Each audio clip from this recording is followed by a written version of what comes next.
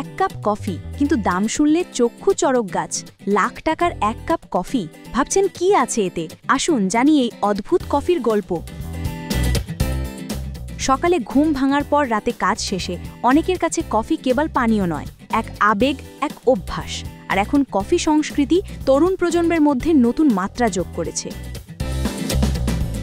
সম্প্রতি সংযুক্ত আরব আমিরাতের দুবাইয়ের অভিজাত কফি শপ রোস্টার্স এক কাপ কফি বিক্রি করে গিনেজ ওয়ার্ল্ড রেকর্ডও করেছে।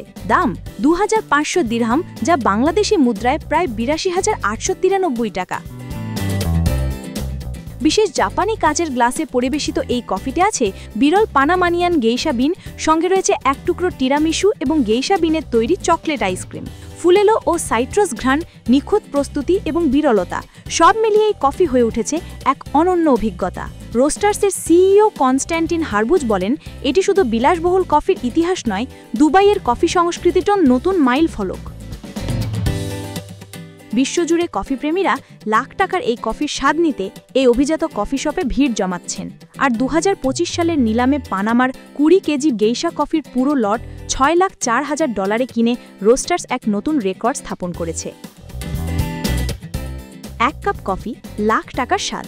দুবাইয়ের কফি প্রেমীদের জন্য এটি শুধু কফি নয়, এক বিলাসবহুল অভিজ্ঞতা।